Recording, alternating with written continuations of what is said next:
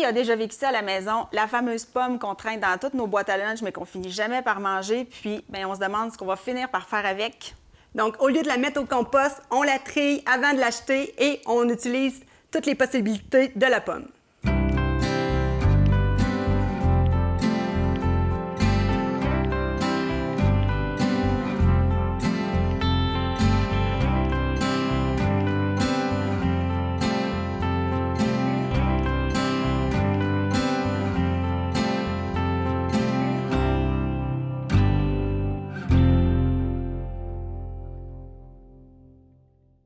Bienvenue dans Plein l'assiette, l'émission qui te cuisine des solutions. Ici, on t'aide à cuisiner avec moins de stress, avec des solutions simples, accessibles et locales. Je suis Caroline.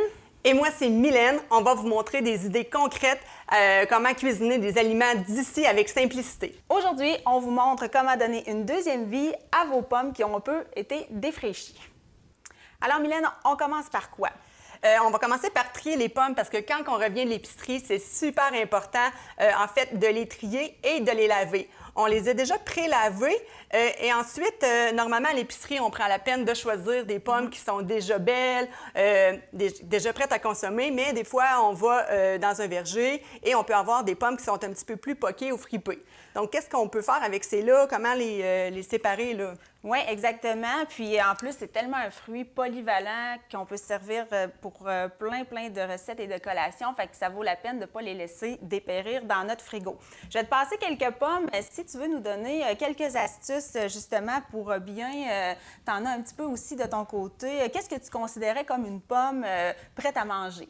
Bien, en fait, quand on regarde une pomme, on a le goût de la manger puis qu'elle soit colorée, vif, qu'il n'y ait pas de petites poques qu'on appelle. On en avait tantôt des petites choses comme ça, mais on ne la jette pas comme ça, sinon on gaspille, puis ça finit au compost. Des petites choses comme ça, on pourrait juste comme retirer le petit bout et s'en servir là, pour faire une compote ou l'utiliser dans différentes recettes comme des potages. Mais sinon, une pomme vraiment brillante, qui n'ait pas de trou comme ça, un coup qu'elle est lavée, elle est super bonne à croquer, le pisou là-dedans, ça va faire un bon croquant. Oui, puis tu as parlé de potage, justement. Moi, c'est quelque chose que j'aime vraiment beaucoup. Mélanger, quand je fais ma crème de carotte, je vais ajouter des pommes, justement, dans mon potage. Ça vient redoser l'acidité. Fait que, puis c'est tout du bon sucre qu'on rajoute, justement, dans nos préparations. Ensuite, au niveau, on parle de compote. Est-ce que tu en as ici, là? On va tasser nos pommes, celles que tu disais qui étaient comme mais celle-là ici, on pourra peut-être la garder pour la compote plus tard. Ici, on peut les garder pour les manger. Même quand on voit des petites bosses comme ça, on peut regarder là, si c'est juste la terre ou des choses comme ça. Puis encore une fois, on peut juste retirer le morceau et garder une pomme. Est-ce que dans nos pommes, qu'est-ce qui arrive quand on est vraiment rendu que c'est mou puis que c'est collant? Est-ce qu'il y a encore quelque chose à faire avec ça? Non, bien évidemment, s'il y a une odeur qui se dégage, si on est capable d'enfoncer nos doigts à l'intérieur ou si elle coule déjà, c'est direct compost, là. Il y a quand même des limites à garder certains aliments, mais on essaie de ne pas se rendre là et de les cuisiner avant que ça arrive là. Fait qu'on va commencer par justement préparer une compote facile. Oui. Puis on va pouvoir vous montrer les étapes justement, comme quoi c'est simple. Au niveau des sortes de pommes, il y a des variétés qui sont un petit peu plus... ils sont plus meilleurs. Ils sont meilleurs pour la cuisson. Je vais juste prendre ma petite note parce qu'il y a des variétés très précises par rapport à ça. Ici, notre petite compote. La Coquelin, la Macintosh et la Lobo sont des pommes qui, justement, ont une chair qui va se défaire plus facilement à la cuisson. Fait que si vous êtes des amateurs de compote de pommes, privilégiez là, ces sortes-là. Mais si vous avez d'autres variétés, gaspillez-les pas parce qu'elles ne sont pas indiquées pour la cuisson. On les cuisine quand même. C'est juste que c'est des variétés, justement, qui sont plus... au niveau de la chaleur et tout, qui vont mieux réagir à la cuisson. Fait que là, nous, présentement, c'est de la Coquelin qu'on a ici là, pour faire notre compote. Puis une compote de pommes, on en a déjà de près, là. On a déjà coupé des pommes, mais on peut garder la pleure aussi. Toutes les vitamines sont dans la peau aussi, donc c'est important de tout utiliser dans la pomme. Donc, oui, je vais en couper une ici là, pour ajouter dans notre compote. On en avait déjà pré-coupé. Ça ici. Donc, on fait des petits morceaux. C'est important que les morceaux soient sensiblement de la même grosseur pour que la cuisson aussi là, soit égal. Mais c'est pas grave. Dans une compote, moi, j'aime ça garder des gros morceaux. Oui, puis je remarque que tu n'as pas enlevé la pleure sur celle que tu es en train de couper. Est-ce qu'il y a une préférence à la laisser ou à la retirer pour faire la compote? Moi, je la garde toujours parce que, justement, ça fait des morceaux dans la compote. Si tu préfères avoir une purée plus lisse, en fait, tu pourrais passer juste le pied mélangeur ou un robot à la fin, que les vitamines, on les garderait quand même et on pourrait juste chinoiser le tout là, pour avoir quelque chose de plus lisse. Moi, par contre, j'aime ça quand il y a des morceaux. Moi, je les enlève parce que, premièrement, ça me sauve une étape, mais je fais autre chose avec la pleure qu'on va vous montrer un petit peu plus tard parce que, justement, on essaie de récupérer le plus possible et de ne pas jeter. Je vais garder mes pleurs de pommes dans un bol d'eau fraîche que je vais ajouter un peu de jus de citron pour, justement, éviter que ça brunisse là, pendant qu'on est en train de faire autre chose pour la recette. Puis, ce qui est le fun avec la compote, bien, ça peut accompagner, dans le fond, un gruau, un yogourt.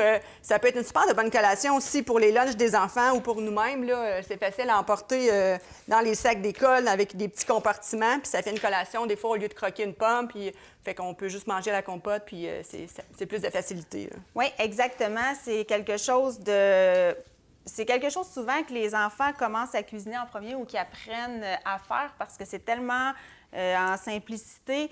Tantôt, on va mettre les morceaux de pommes, ça prend juste un peu d'eau dans le fond de Oui, puis quelques ingrédients. chaudron, oui. Puis encore là, on peut improviser là, avec les saveurs. Aujourd'hui, on va utiliser un petit peu de cannelle, sirop d'érable, mais on pourrait utiliser de la cardamome aussi là, dedans, ou un petit bâton de cannelle entier là, pour le faire infuser aussi. Oui, oui, exactement. Toi, est-ce que ça t'arrive régulièrement de cuisiner de la compote de pommes à la maison? Dans le temps des pommes, c'est vraiment un classique, dans le fond, pour le temps des pommes.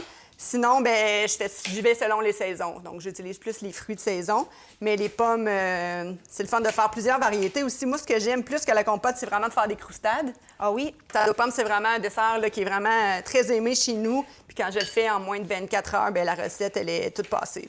Oui, moi, ma fille la cuisine aussi pour mettre dans ses lunchs, dans des petits pots. Puis comme ça, bien, justement, ça permet là, d'avoir des collations plus santé et fait maison et ne pas gaspiller nos fameuses pommes. Fait que si on y va avec la compote en premier, oui. Donc c'est super simple. Comme je vous dis, on peut garder les pommes, on peut garder les pleurs, retirer les pleurs. C'est vraiment votre choix. Ici, on va avoir un mix des deux. Et à la fin, on décide de la consistance qu'on va avoir, si on veut l'avoir plus lisse ou pas. Donc, on pourrait rajouter de la cannelle et un petit peu de sirop d'érable. J'ai ici. Et voilà. Hop. Je t'amène la casserole. Oui, la casserole avec une cuillère. Ça. Comme ça. Ici. Et voilà. Donc, un peu de cannelle aujourd'hui qu'on décide de mettre dans la compote. Encore une fois, on peut y aller vraiment selon les goûts. Et on va y aller avec un petit filet de sirop d'érable. Ça va permettre... Donner un petit coup sucré. Oui, c'est ça. C'est vraiment, vous pouvez ajouter aussi du miel si vous voulez ou la laisser là, telle qu'elle, sans ajout de sucre parce que la pomme, c'est déjà un fruit qui a son sucre et qui donne toute sa saveur à la compote. Fait qu'il va manquer juste un filet, un petit peu d'eau à l'intérieur. Un petit peu d'eau dedans. Et on va envoyer ça sur le four là, une dizaine de minutes environ. Donc, on met ça à feu doux, moyen, peut-être 5, 6 selon là, la force de vos poêles. Oui. Et voilà. Puis pendant que ça cuit, dans le fond, on laisse cuire. Caroline, on en a déjà fait pour vous montrer un petit peu le résultat. Oui, exactement. Donc, on brasse. On remet de temps en temps, mais c'est important qu'on laisse l'eau, dans le fond, se retirer au complet. Donc, quand l'eau est retirée et les pommes sont vraiment très tendres, prêtes à être écrasées, c'est là que la compote, elle va d'être prête. Oui, justement, mais ce que j'avais préparé, je l'ai mis dans des petits pots pour les boîtes à lunch. Mais vous pouvez, l'idéal, c'est de de la conserver dans un bol hermétique. C'est ce qui va permettre de la conserver là, quand même plusieurs jours. Puis, je l'ai simplement passée au pied mélangeur une fois qu'elle a été cuite. C'est environ, c'est ça, à 10-15 minutes que tu as dit? Oui, au niveau, tout dépendamment de la force des fours. Aussi, la quantité d'eau peut varier aussi. La variété de pommes. Tantôt, on expliquait qu'il y a des variétés qui se défont mieux à la cuisson. Si vous avez une variété qui était plus pour manger, plus croquante, ça peut être un peu plus long à défaire, là, justement, au niveau de la cuisson. Mais l'important, c'est d'y aller là, à feu doux moyen là, pour pas non plus brûler, non, brûler notre compost. Faut pas les brûler. Puis, c'est ça, il va avec la tendreté ou ça. Toi, je vois, Caro, que tu l'avais vraiment lisse, pas de morceaux, pas de pleurs à Non, l'intérieur. j'avais retiré les pleurs avant de le faire, mais c'est vraiment une question de goût, là, ça, par rapport aux pleurs. Puis en parlant de pleurs, tu sais, au lieu des jeter, qu'est-ce qu'on peut faire avec? Je vois que tu as commencé déjà à en éplucher. Oui, dans le fond, ce que j'ai épluché, je l'ai mis dans mon eau citronnée, mais on va en faire des chips, des croustilles de pommes.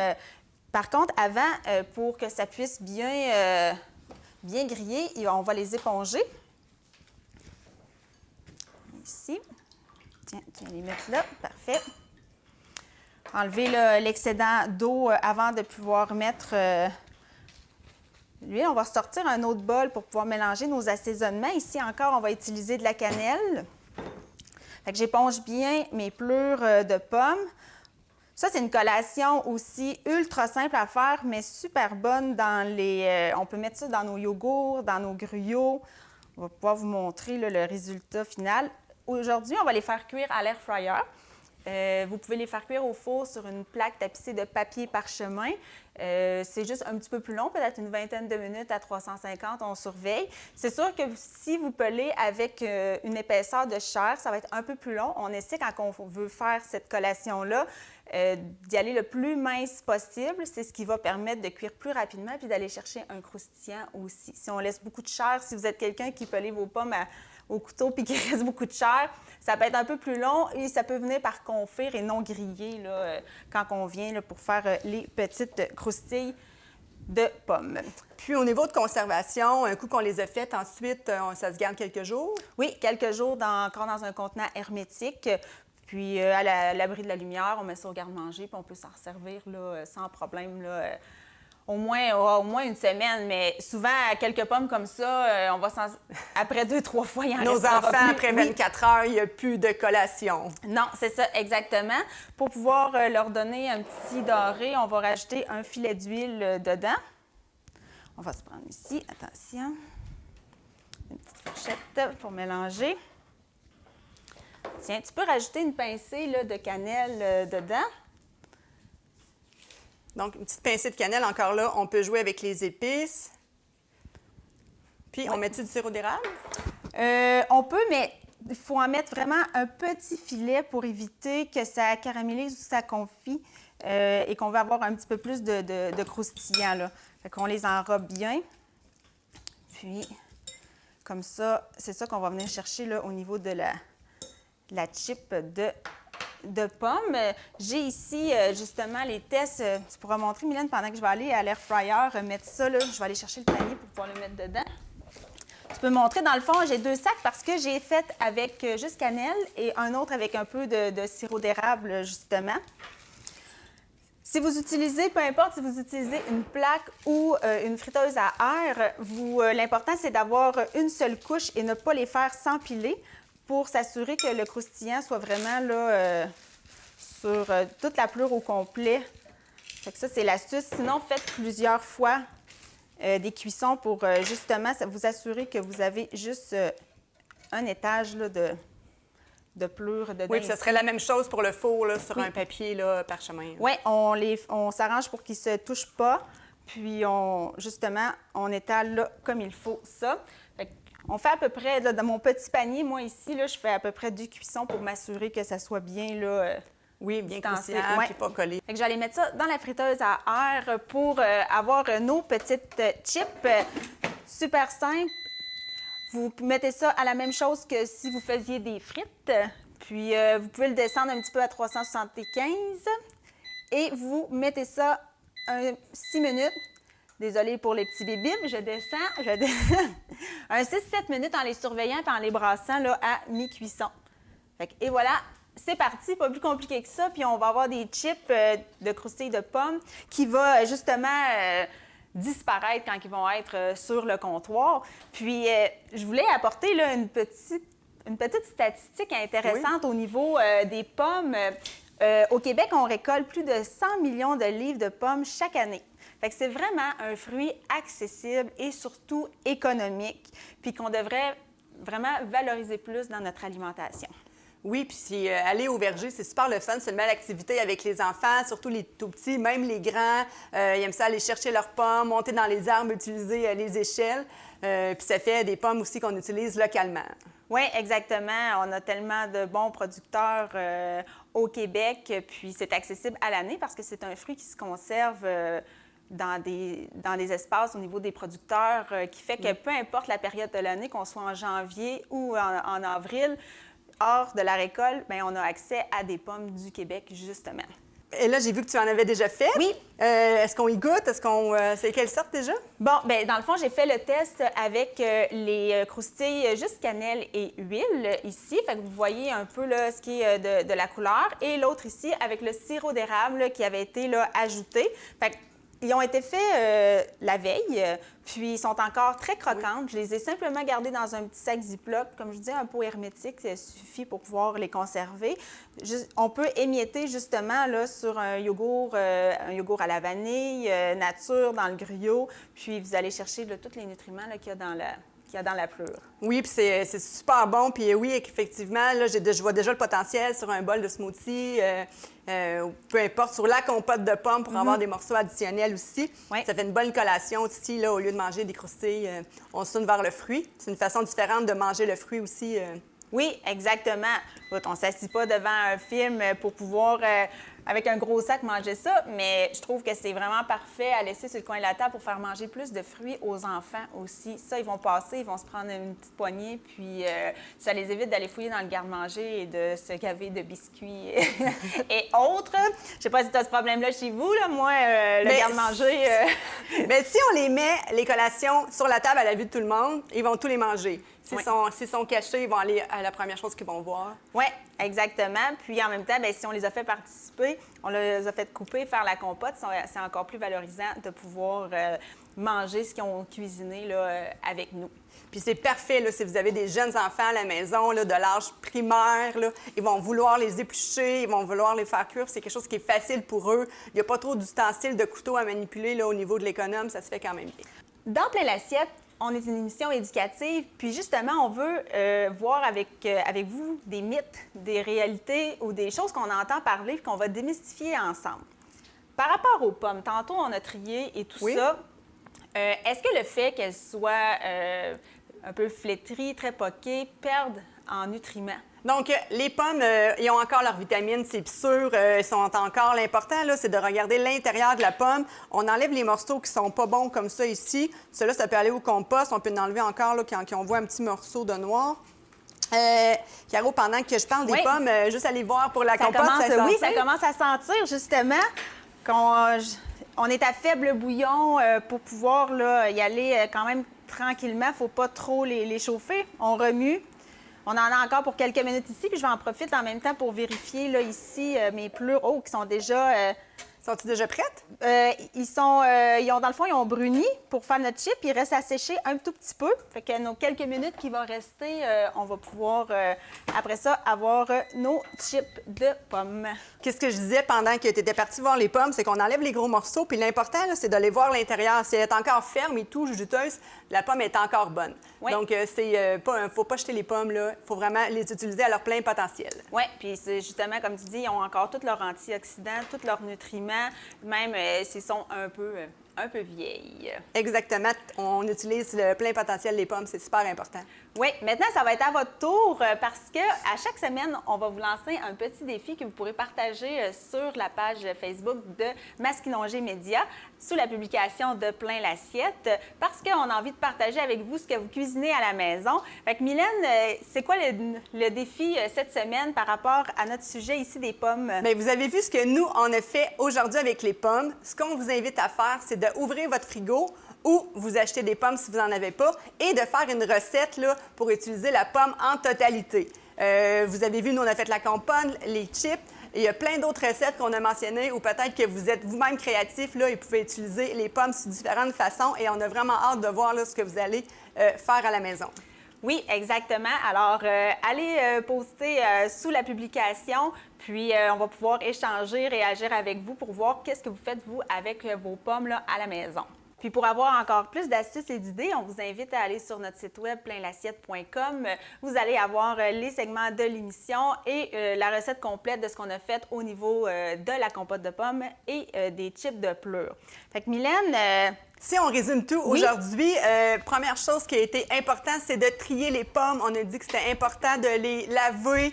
C'est important parce qu'à l'épicerie, tout le monde y touche, dans le transport. Donc, on les lave. Première chose importante. Ensuite, on a fait la compote de pommes. Oui, exactement. Qu'on va prendre la peine de goûter. Aujourd'hui, la compote, on l'a faite avec un peu de cannelle et un petit peu de sirop d'érable. Caroline, toi, tu l'avais gardé sans pleure quand tu l'as faite. Aujourd'hui, on vous a montré qu'on pouvait garder les pleurs. Donc, c'est vraiment à vous de choisir. Donc, on goûte? Oui, on va goûter ça. Ça aussi, fait avec justement les pommes avec de la coqueline. Ça aussi, dépendant de ce qu'on choisit comme variété, peut influencer le goût. Même la couleur aussi. Hein. Des fois, on a des compotes de certaines variétés de pommes là, que c'est très, très rose dedans. Là. On peut ajouter un peu de fraises, des fruits, des bleuets aussi. C'est vraiment très polyvalent aussi. Là. C'est délicieux, c'est frais. Puis moi, je trouve que c'est encore meilleur quand ça l'a reposé 24 heures. Ça l'a passé tout le temps au frigo. Donc, on a plus la fraîcheur des pommes là, à ce moment-là. Oui, oui, exactement. Je suis allée chercher nos chips de pommes. On voit qu'on a rajouté là, du sirop d'érable. Ça fait que c'est un petit peu plus bruni. Idéalement, on les installe sur... une grille comme ça ici pour pouvoir les faire sécher un peu à l'air et refroidir. Ils vont venir chercher encore plus de croquants. Fait que vous voyez, ça a pris quelques minutes. Ils ont cuit justement pendant l'émission. Puis 6-7 minutes, dépendant de la puissance que vous mettez. Puis vous avez quelque chose de prêt là, quand même très rapidement. Oui, puis tout dépendamment de la grosseur de l'air fryer, on peut faire une quantité un petit peu plus grosse si vous avez 2 paniers ou sinon, comme on a mentionné, on peut le faire cuire au four. Oui, ça peut prendre à peu près une vingtaine de minutes à 300. On les surveille, on les tourne, puis vous allez avoir le même résultat. Pas besoin d'avoir... ce qui est bien dans ce type de recette-là, pas besoin d'équipement, d'avoir beaucoup d'équipement en cuisine. Ce que vous avez déjà fait très bien l'affaire pour pouvoir cuisiner ce genre de collation-là. Puis on avait combien de pommes avec les retailles et cela? Dans le fond, on a fait 3 pommes pour la compote, dont 2 avec les pleurs, puis une que tu as inclus là, la pleure dans la compote qu'on a fait. Fait que avec 3 pommes, là, on peut facilement faire une bonne tasse de compote de pommes, tout dépendant aussi de la grosseur. Là, ici, on a vraiment des belles grosses pommes qui ont été... qu'on s'est servi pour faire la recette et les Je vais quand même goûter à celle-là, vu qu'il sort du four. Oui. Il y a un sirop d'érable aussi. Oui, oui, exactement. Donner un petit peu de caramélisé. Oui, c'est très bon. Et ça a de l'air à quoi, la compote? Bien, ça s'en vient. C'est sûr qu'en ayant eu un peu les pleurs, il y a encore quelques minutes, puis j'ai mis ça à feu un peu plus doux parce qu'on ne veut pas avoir un dégât en pleine émission. Alors, sinon, bien, quand vous le faites à la maison, restez proche parce que le sucre, ça change vite avec la température. Vous surveillez. Puis, dans une 10-15 minutes, vous avez une compote. Là, quand on la surveille, là, nous, ici, on agit sécuritairement parce que, justement, pour pas qu'il arrive rien de dégâts. Fait que c'est nos recettes faites avec les pommes cette semaine. On vous remercie de nous avoir laissé entrer dans votre cuisine et de nous permettre de partager ces astuces-là avec vous. Puis, tous les gestes que vous faites au quotidien, autant au niveau des fruits ou des pommes, ça compte. Des fois, c'est des gestes on aurait dit, on va juste l'acheter, la pomme, mais ça fait beaucoup de gaspillage. Puis, au niveau côté budget aussi, c'est des économies qu'on fait là, quand on peut utiliser les fruits comme ça. Là. Oui, exactement. Alors, j'espère que ça va vous permettre de voir votre frigo autrement et surtout vous inciter à cuisiner simplement. Donc, on dit à bientôt dans Plein l'assiette.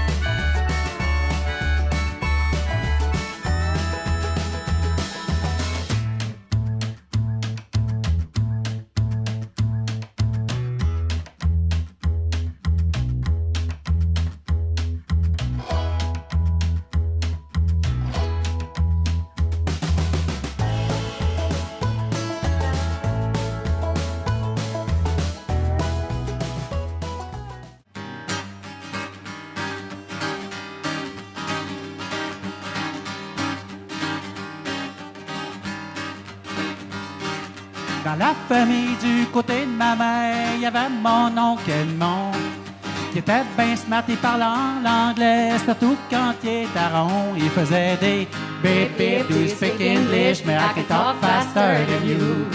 Want a hamburger, moutarde relish, puis il était lousse quand il était sous. Do you want a shot?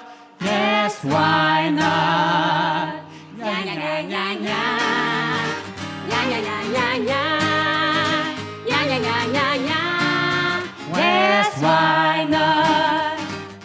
Salut tout le monde, ici Daniel Grenier pour vous parler des télévisions communautaires autonomes. Pourquoi? Parce que c'est important et que, même sans l'aide d'un magicien, elles risquent de disparaître. Yeah! J'adore les jokes de magie. Je vais continuer. Yes! La première fois que j'ai fait une entrevue à la télévision, c'était à la télévision communautaire des Bois-Francs. Oui, moi et mon groupe d'humour, nous avions fait une entrevue et même 2 sketchs. Bon, là, j'entends des gens dire à la maison « Hey, montre-nous-en un bout! Montre-nous-en un bout! » Ah, non! Bon, OK, un petit extrait. Wow. Là, ça va faire m'appeler la police, vous allez avoir une amende. Il y en a qui apportent des peanuts aussi! Avec des bonnes pistachios! Grâce à cette expérience, j'ai appris que faire de l'humour devant personne, ça rit moins. 42 télévisions situées dans 15 régions administratives du Québec. Elles parlent des enjeux locaux et font rayonner les citoyens en leur donnant accès à un média accessible. Je la savais par cœur, celle-là. Ensemble, encourageons les télévisions communautaires autonomes. Oh, ça roule encore?